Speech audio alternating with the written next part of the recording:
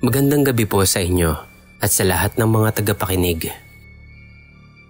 Mahigit 2 taon na din mula nang ako ay naging masugid yung taga-subaybay. Naging bahagi na din po ang channel na ito ng mga madaling araw na aking binubuno sa pagtatrabaho bilang isang work from home employee. Noon pa man, ninais ko na ding magbahagi ng aking karanasan. Subalit hindi po nagkakaroon ng sapat na oras upang maitala ito. Gusto kong ibahagi ang aking nararanasan, nadidinig at nakikita sa aking pagtulog na hanggang ngayon ay hindi lubos na nauunawaan ng marami. Ako si David Luna, 35 taong gulang. Naniniwala po ako sa mga supernatural o mga kababalaghan, sapagkat ako man ay nakaranas din at nakasaksi ng ilan sa mga ito, gaya ng multo, sanib at iba pa. Gayunpaman, sa aking personalidad po ay may pagka-skeptical pa din ako, lalo na sa mga bagay na mayroon pa ring eksplanasyong lohikal o maaaring matukoy ng siyensya. Ang akin pong ibabahaging karanasan ay maaaring gumambala sa kamalayan ng aking mga kapwa taga-subaybay upang questionin ang mga bagay na maaaring karaniwan lamang sa buhay ng ilan, subalit walang angkop na kaalaman para ito ay maintindihan. Dahil sa akin po, malaki ang naging epekto ng karanasang ito sa pag-unawa ko sa mga bagay-bagay sa buhay ko, sa mga nagaganap at higit sa lahat, sa pananampalataya. Mauunawaan ko po kung ako ay mahuhusgahan sa ibabahagi kong kasaysayan. Gayunpaman, ikalulugod ko po at ipagpapasalamat na nagkaroon ng platform at pagkakataong ibahagi ang aking karanasan na hindi ko basta-bastang naikukwento lamang, maging sa mga taong malapit sa akin. Ngayon pa lamang po ay nagpapasalamat na ako sa inyo at sa lahat ng mga tagapakinig ng channel. Simula sa mga sandaling ito, ako po ay kasalukuyang nag-aalay ng isang panalangin bago ko simulang ilahad ang aking kasaysayan. Panalangin na sana maging halimbawa o makapagbigay paalala ang aking kwento upang pagtibayin ang pananampalataya ng mga taga-subaybay at sa mga makakapakinig nito. Naway maging matatag sa pananampalataya nang higit pa sa mga pansariling dunong at kaalaman. Amen.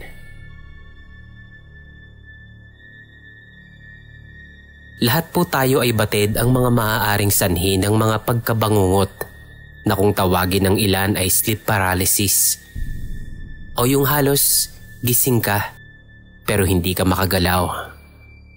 At sa medikal na eksplanasyon ng ilan, tinatawag itong sleep apnea na may kinalaman sa pagtigil ng paghinga sa ating pagkakatulog. Isang paliwanag din ay ang pagdurugo ng lapay o pancreas, kagaya ng nangyari sa ilang sikat na mga artista noon. Maaari ding ipaliwanag sa mental o psychological point of view na most likely ay dahil sa mga nararanasan at pinagdadaanan sa buhay na guugat. Ano pa man, ay maaaring naranasan nyo na rin ito minsan sa inyong pagtulog. Tanggap ko po na matagal ng panahon akong may ganitong kondisyon na tulad ng mga nabanggit. Ngunit hindi batid ng marami na di hamak na malalim pa ang hindi natin naiintindihan sa ating mga panaginip o sa pagkabangungot, liban sa pagiging isang medical condition nito. Sisimulan ko na po ang aking kwento. Ako po ay likas na binabangungot simula pa noong ako'y maliit na bata pa lamang. Sa loob ng 1 linggo, nakakaranas ako nito ng 2 hanggang 3 beses pa. At dahil nga kinatandaan ko na ito, na-develop ko na sa sarili ko na gumising ng kusa sa tuwing nakakaranas nito. Minsan ay ramdam ko na may papalapit na para gisingin ako, kaya inuunahan ko ng magising dahil medyo napapahiya ako sa tuwing may ibang taong nakakasaksi nito na binabangungot ako. At maraming beses na pong nangyari yon. Bukod nga pala sa palagi ang bangungot, ay maraming beses na din akong muntik mamatay sa mga aksidente at sakit noong ako'y musmus pa lamang. Na tila ba pilit na inaalis ako sa mundo at paulit-ulit ding dumadalaw sa pagtulog ko. May mga pagkakataon sa paggising ko mula sa masamang panaginip ko ay tila naghahabol sa pagtibok ang puso ko upang muling dumaloy ang dugo at makabawi sa paghinga ng hangin na kailangan ng katawan. Kadalasan ay tinatawanan ko na lamang ang paulit-ulit na mga karanasan kong ito dahil nga naging karaniwan na ito sa pagkatao ko. Karamihan sa mga panaginip na yon ay hindi ko na naaalala. Ngunit ang iba naman sa mga napapanaginipan ko simula nung bata ako ay natatandaan ko pa ng malinaw hanggang ngayon. Ilan sa mga ito ay mailalahad ko ng malinaw at para na din madaling maunawaan ng ating mga tagapakinig. Gaya na lang ng pinakaunang beses na naaalala ko na makaranas ako na bangungutin. Nasa 8 o 9 na taong gulang ako noon. Magkakatabi kaming buong pamilya sa pagtulog noon. At bilang bata, mahimbing ang tulog ko sa tabi ng mga magulang at kapatid ko. Nagsimula ang aking panaginip nung pinagmamasdan ko ang paggalaw ng apoy sa kandila na nakatirik sa altar para sa aming Santo Niño nung mga panahong iyon. Habang pinagmamasdan ko ang liwanag at ang naturang Santo Niño, ay may mga nadidinig akong salita ng iba't ibang tinig na tila isang pangaral, sermon o pagsaway. Hindi ko matukoy kung ano mismo ang mga sinasabi sa akin. Tila ba isang lengguwahe na likas na mauunawaan lamang ng nakakadinig. Subalit hindi magagawang maisalin sa anumang salita. Tila nakaramdam ako ng guilt, yung hiya o takot sa isang batang pinapagalitan at malapit nang umiyak sa mga nadidinig nito. Oo, at pinapagalitan din ako ng mga magulang ko noon. Pero sa pinakamahinahon na paraan, kaya hindi ko matukoy kung saan nanggagaling yung mga sumunod na narinig ko at kung bakit ganoon ang naramdaman ko. Patuloy ko lang nadidinig ang mga nananalita habang nakikinig pa din ako sa Santo Niño. Hanggang sa unti-unti ay lumalakas ang mga boses nila at para bang sinasabing, "Naiintindihan mo ba? Nakikinig ka ba?" At para bang binabalaan ako ng pasigaw matapos ang isang mahabang pangaral. Sa pagkasindak ko sa lakas ng mga boses, kasabay nito ay ang paggalaw ng Santo Niño. Humarap ito sa akin at akmang bababa sa kinatatayuan nito at parang papalapit ito sa akin. Sa paggalaw ng naturang Santo Niño ay sadyang nakakagimbal dahil tila nagdadahan-dahan muna ito upang siguraduhin ang takot na nararamdaman mo. Naaninag kong ang katawan man nito ay katulad pa rin sa orihinal nitong material kung saan ito yari. Ngunit ang mga mata niya ay buhay na buhay at may natural na pagpapakita ng emosyon. Ang Santo Niñong iyon ay may bendisyon, kaya't katakataka na ganoon ko iyon napanaginipan. Kasabay ng iba't ibang malalakas na tinig na hindi ko matukoy kung ano mismo ang sinasabi, ay mabilis na nakarating ang Santo Niño sa harapan ko. At tinititigan ako nito na parang may layuning magtanim ng takot sa pagkatao ko. Pilit akong sumisigaw, ngunit walang boses na lumalabas at nasasapawan lamang ng mga nadidinig kong boses. Doon ay nagising na akong sumisigaw at umiiyak sa kamay ng aking ama't ina. Nakita ko yung takot sa mga mukha nila sapagkat noon pala ay matagal na nila akong pinipilit na ginigising. Naalala kong nagdasal kami noon bago bumalik sa pagtulog. Simula noon ay tila may nagbago sa akin bilang isang bata. Normal pa rin naman na mahilig akong maglaro at may kakulitan. Subalit ang pagkakaunawa ko sa paniniwala sa Diyos ay niyanig ng karanasang iyon. Bilang bata na pinalaki ng magulang bilang isang Katoliko at nag-aaral pa sa isang Catholic school, madalas akong nagdadasal sa Santo Niño na yon sa aming bahay. Pero bakit tinakot ako ng ganon? Hindi ko alam, ngunit tila nagkaroon ng butas para questionin ko ang relasyon ko sa Diyos bilang isang bata. Nasundan ang mga bangungot sa iba't ibang panaginip habang ako ay lumalaki. May mga natatandaan akong napanaginipan ko na hindi naman kinatatakutan sa normal na buhay. Ngunit iba na sa loob ng aking panaginip. Katulad ng simpleng pakikipag-usap sa isang tao. O mga tipong nakikita ko yung mga karaniwang bagay gaya ng tsinelas, aklat at iba pa sa panaginip ko. Pero nang magising ako, ay halos gumapang ako papunta sa altar nang nanginginig sa sobrang takot. Daan-daan at sari-saring panaginip na ang dumaan sa paglipas ng panahon habang ako ay tumatanda. Alam ko na mula pa man noon na may mga namatay na sa bangungot dahil nga sa dalas nitong maranasan. Wala itong naging epekto sa normal na pamumuhay ko dahil hindi ko naisip iyon sa ganoong aspeto. Hanggang sa isang panaginip ang tumatak sa akin noong ako'y teenager. Madalas akong nasa labas noon at maraming activity, gaya ng ibang mga nagbibinata. Kaya ko ding matulog noon ng mahigit sa 10 oras. Ang aking mga nakita sa panaginip kong iyon ay pawang naiiba sa mga natatandaan ko sa mga nakaraang panaginip ko. Ang aking kama noon ay double deck. Madalas ay mag-isa akong natutulog sa kwarto. Sa taas ang aking pwesto dahil ayaw ng kapatid ko sa kwarto ko na yon. Ang pwesto ng kama ay mahigit 5 o 6 na hakbang pa mula sa pintuan ng kwarto.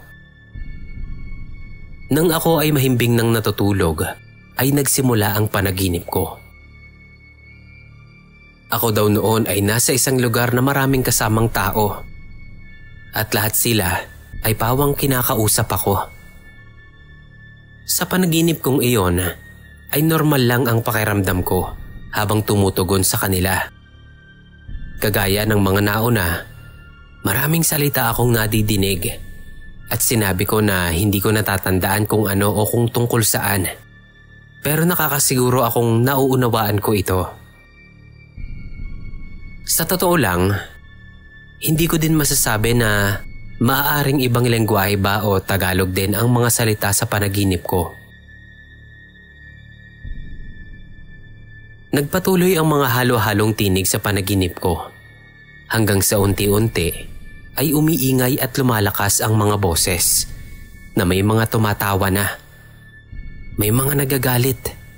May mga tila nagpapaalala na umalis na raw ako bago pa mahuli ang lahat. Muli, hindi eksaktong salita, ngunit alam kong iyon ang sinasabi. Sa bawat panaginip ko, hindi ko nakikita ang sarili ko o ibang bahagi ng katawan ko. Basta aktibo lamang ang mga senses ko, gaya ng paningin, pandinig, at minsan ay panlasa at pangamoy din. Sa paglakas ng boses, ay unti-unti akong lumayo nang nakatingin pa din sa mga nagsasalita. Hanggang sa namalayan ko na lang ang sarili ko na bumangon at bumaba ng higaan papunta sa mga bintana ng kwarto na nagkakalampagan ng sobrang lakas na tila hinihipa ng malakas na hangin tuwing bagyo. Sa mga oras na yon, alam ko na ako ay nasa realidad na at gising na. Ang mga bintana noon sa kwarto ko ay sliding. Gawa ito sa kahoy na may salamin sa pagitan at hindi ito ganoon kapermis. Kaya kapag hinangin o kapag ginalaw mo ay nag-iingay ang mga ito. Alam kong nagising na ako ng mga sandaling iyon at alam ko din na nagising ako galing sa bangungot. Ang hindi ko maipaliwanag ay kung bakit ganoon kaingay ang kalampag ng mga bintana, gayong hindi naman mahangin. Hindi ko malaman hanggang sa ma-realize ko na lang na nakahawak na pala ako noon sa isang pares ng sliding na bintana at pinipigilan ko itong bumukas. Doon pa lamang sa mga sandaling yun ay nakaramdam na ako ng matinding takot at pagpapanik. Bigla ding umusbong sa kamalayan ko yung maaaring koneksyon ng panaginip ko sa kasalukuyan kong ginagawa noon na pagkapit sa bintanang pilit bumubukas at nag-iingay. Hanggang sa mabuo din sa aking loob na labanan ang takot na nararamdaman. Kaya hinampas ko ng malakas ang bintanang iyon at sa mismong sandaling yon ay naramdaman ko na pumasok na sa kwarto ang nanay ko para gisingin sana ako. Napatingin ako sa kanya at ang sabi ko lang ay, "Oh, bakit?" Ang nasabi niya lang, "Nananaginip ka. Gigisingin sana kita eh." Pakiramdam ko noon ay mahigit 30 segundo na ang lumipas simula nang bumangon ako. Ganon katagal. Kagaya ng dati, wala na akong nagawa kundi ang mapaisip at matawa sa sarili ko. Alam kong mahihirapan na akong makatulog ulit at madaling araw pa din noon. Kaya naman kinuha ko ang sigarilyo at lighter. Binuksan ko ang kanang bahagi ng bintana. Maingay ito, kaya naalala ko ang nangyari. Kaharap ng bintana mula sa aking kwarto ay ang patay na ilog sa ilalim ng tulay sa isang pangunahing kalsada. Burak at basura ang nasa ilog na yon.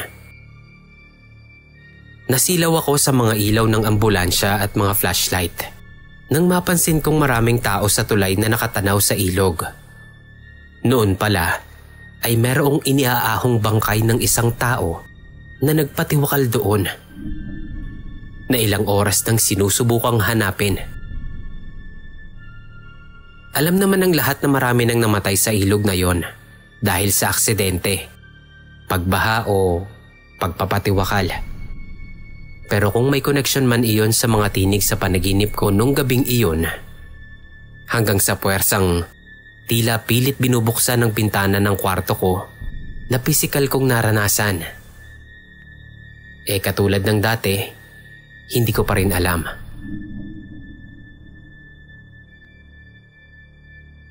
Minsan nang may nagpayo sa akin noon na ayusin ang posisyon ko sa pagtulog. Huwag kumain ng mga hindi madaling tunawin sa gabi at uminom ng tubig bago matulog nang hindi ako binabangungot. Habang nagkakaedad ako, ay tuloy-tuloy pa rin ang mga ganong karanasan hanggang sa na-develop ko na din na kahit nasa loob ako ng panaginip ko, gaano man kadilim ay alam ko nang nasa bangungot ako. Minsan ay may isang lugar, salita, o kahit anong hudyat para magising ko na ang sarili ko.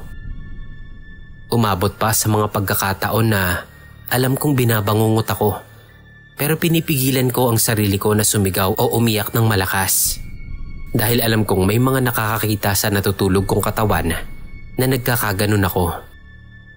Mapapamilya man, kaanak, barkada ko o kahit kasintahan ko. Lahat sila ay alam ang ganitong kondisyon ko. naging isa akong tagahanga at alagad ng sining. Hindi propesyonal, pero malaki ang nagiging epekto nito sa buong katauhan ko. Marami akong katangian na hindi karaniwang mapapansin sa mga taong regular mong nakakasalamuha. Naging aktibo akong musikero at sanay na makiharap sa mga tao. Kaya hindi mo mapapansin kaagad na may naiiba sa akin. Nasanay na ako sa tagal ko nang nararanasan ito. Kaya kung binabangungot man ako sa aking pagtulog, kalmado pa rin akong nasasabi sa sarili ko na eto na naman. Dahil nga sobrang kinasanayan ko na ito at malakas na ang loob ko, nagigising at gigising din naman ako. Dumaan ako sa pinakamadilim na yugto ng buhay ko, na nabibigo na ako sa buhay. Nabigo sa pag-ibig, nalulong sa masasamang bisyo, at unti-unting nawawala sa akin ang lahat. Pero tuloy pa din ako sa mga masamang gawi dahil ang mindset ko noon ay rock and roll lang. Kaya hindi ko pinagtutuunan ng pansin ang mga dumadaang bangungot sa akin.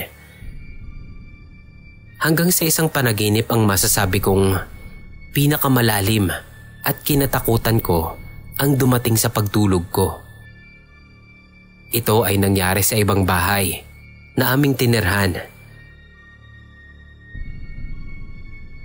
Hapon noon, ginising ako ng nanay ko para magpaalam siya na lalabas daw siya at pupunta ng palengke. Dahil nga alam niyang prone ako sa bangungot. Malinaw kong narinig iyon, pero bumalik din agad ako sa pagtulog. Ang aking kwarto noon ay nasa pinakaloob ng bahay at walang bintana sa likuran. Kaya anumang tunog ay hindi madidinig mula sa lahat ng gilid ng buong bahay. Maya-maya ay nagsimula akong managinip. Ngunit sa pagkakataong iyon, hindi kagaya ng mga karaniwan kong panaginip pag binabangungot ako. Alam kong may kakaiba at may pakiramdam na maaaring hindi ako makaligtas. Sa panaginip na yon, ay halos hindi ko masabi kung nananaginip ba ako. Dahil sobrang linaw na nakikita ko ang sarili ko mula sa labas ng pisikal na katawan. Nakita ko ang sarili kong katawan na nakahiga sa kama at medyo nakatingala. Nakalaylay ang kanang braso ko sa gilid ng kama. Nakatiklop ang kaliwang tuhod sa alanganing posisyon at halos nakatirik ang mga mata na nakatingin sa ulunan na nakabungad sa pintuan ng kwarto na nakabukas. Malinaw na nakikita ko ang sarili ko mula ulo hanggang paa sa ganoong kalagayan. Hindi ko alam kung naging hangin ba ako, kaya nakikita ko ang buong paligid ng kwarto. At hindi ko din matukoy kung nasa ang gilid na ba ako o gaano na ako kalayo sa katawan ko. Pero malinaw sa akin sa mga sandaling iyon na walang ibang tao sa bahay. Umalis ang nanay ko. Walang makakadinig sa akin kahit sumigaw pa ako. Hanggang sa nakita ko ang iba't ibang anyo ng mga tao na pumapasok sa pintuan, papalapit sa katawan ko. Nang mga sandaling iyon, ay magkakasabay kong nakikita ang sarili ko at ang nakikita ng mga mata ng nakahiga kong katawan. Napakaraming tao. Iba't ibang mukha ang nakikita ko na lumalapit sa akin. At tila ba may sinasabi na hindi ko nadidinig. Ngunit nandoon pa din yung pagkakaunawa sa mga nadidinig kong salita na hindi ko pa rin matukoy kung ano mismo ang sinasabi. Bawat isang mukha ng mga taong pumasok sa kwarto ko, sa pakiramdam ko noon ay mga taong kilala ko at karaniwan kong nakakasama. Subalit hindi ko matukoy kung sino. Hindi ko mapangalanan. Hindi ko matukoy o mamukaan. Habang nandoon ako, sa hindi ko maipaliwanag na pangyayaring yun, hindi ako nakakaramdam ng takot. Dahil nga siguro pakiramdam ko ay kilala ko silang lahat. at karaniwan lang na nandoon sila. Ganoon ang pakiramdam ko noon. Kahit na nakikita ko yung mukha ko na dilat, na halos nakatirik na ang mga mata sa pagtingin sa mga taong pumapasok na kumakausap sa akin. Nakita ko rin na nakanganga ko, na halos mapunit na ang pisngi at maghiwalay ang panga. Kita ko rin ang mga kamay at daliri ko sa paa na parang naninigas at tila kakalmot. Lalo akong naguluhan at nabigla nang may makita akong kung ano man na nasa ibabaw ng katawan ko. Ipagpaumanhin niyo po kung hindi ko kayang ibahagi o ilahad pa. Halos hindi ko na kayang balikan at hindi ko nagugustuhing maalala pa sana. Dahil sa mismong oras na isinusulat ko ito, talagang nagtitindigan ang mga balahibo ko.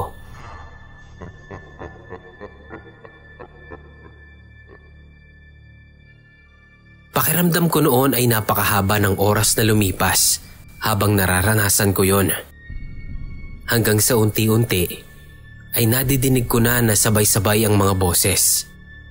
Napakaraming boses at palakas ng palakas na madadama mong unti-unti nang nagagalit o di kaya matagal nang kinikimkim at unti-unting sasabog na lang. Hanggang sa halos nakatapat na sa tenga ko yung mga boses at nararamdaman ko na yung buga ng hininga nila habang nagsasalita sila. At sa pinakahuling linya ng mga salitang isinisigaw nila sa tenga ko, ramdam na ramdam ko yung emosyon ng mga nagsasalita.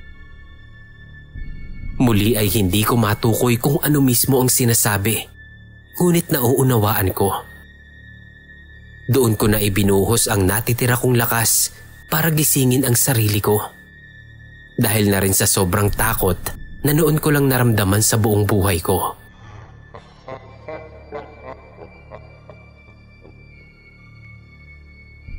Bigla na akong nagising sa katawan ko na sumisigaw ng pagkahaba-haba at pagkalakas-lakas sa posisyon kung paano ko ito nakita habang nakatingin ako sa nakabukas na pintuan ng kwarto. Hindi ko makakalimutan ang pagsigaw ko noon na nasundan ng matinding paghagulgol na kusang bumuhos na lang dahil sa sobrang takot. Pinakikiramdaman ko ang katawan ko noon habang unti-unting nagre-recover sa paghinga. Masyadong malamig at tila buong katawan ko ay nakukuryente. Katulad ng pakiramdam kapag matagal mong nadaganan yung binti o braso mo at unti-unting muling dumadalo yung dugo. Basang-basa ng ihi at pawis ang hinihigaan ko at meron na ding dumi sa aking salawal. Sabi nila, kusang lumalabas ang mga ito kasabay ng pinakahuling hininga ng taong mamamatay na. Lahat ng mga peklat at tahi mula sa mga naging sugat ko mula pa pagkabata ay masasakit lahat na para bang naging sariwa ulit ito. Nung medyo mahimasmasan ay bumangon ako at naglinis ng katawan.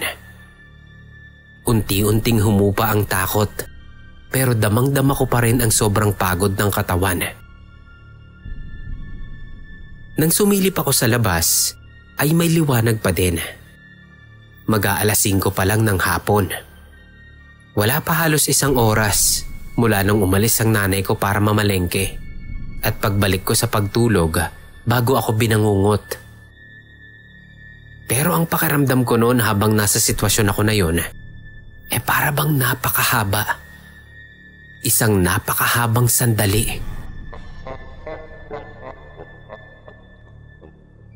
Kung ano man ang mga sinabi, ibinulong at isinigaw sa akin nung mga lumapit sa akin nung mga oras na yon, ay hindi ko pa rin matukoy kung ano hanggang ngayon. Hindi ko magagawang ilahad o sambitin. At para bang tanging sa mundo lang ng panaginip ko ito naiintindihan.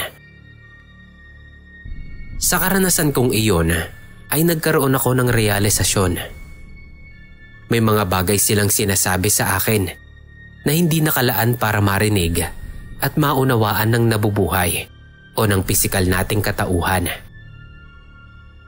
Dahil sa totoo lang, sa lahat ng kinatatakutan ko sa buong buhay ko, iyon lang mga narinig ko sa karanasan kong iyon ang hindi ko kayang mapaglabanan ng lakas ng loob o kahit anong mindset o pagkakaunawa ko sa kondisyon ko na may sleep disorder na kinasanayan ko na nga at kagaya lang din ng mga dating karanasan ko ito.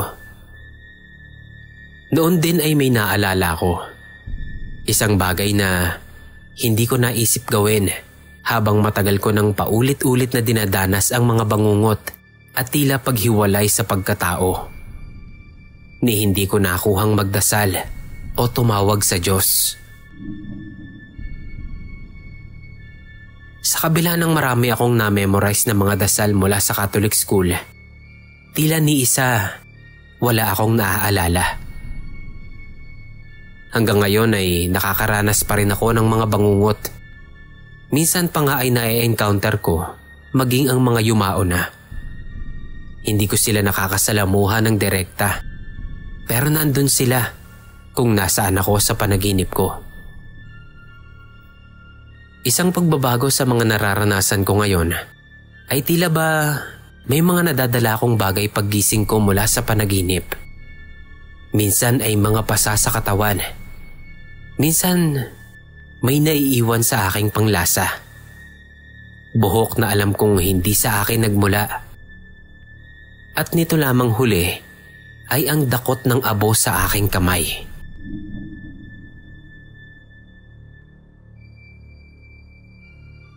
Dito ko na pupuputulin ang aking kwento. Tuloy ang mga bangungot, tuloy din ang buhay.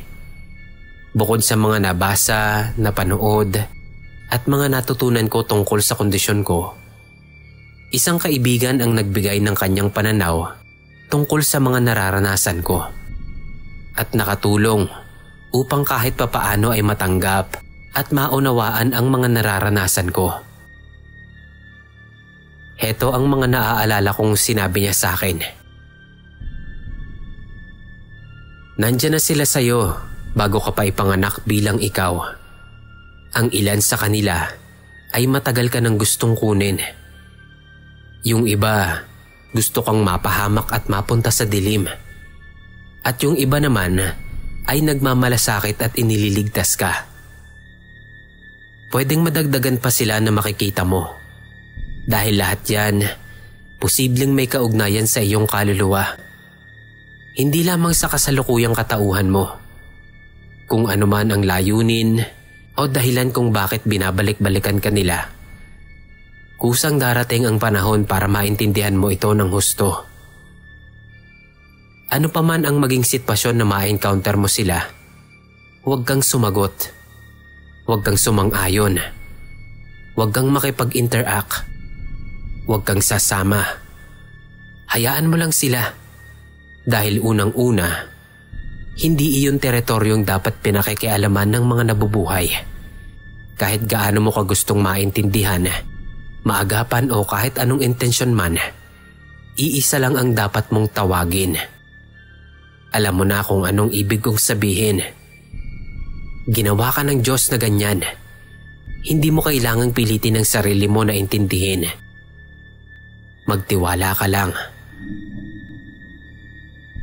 God's ways are beyond human understanding. Maraming salamat po sa pakikinig sa aking kasaysayan.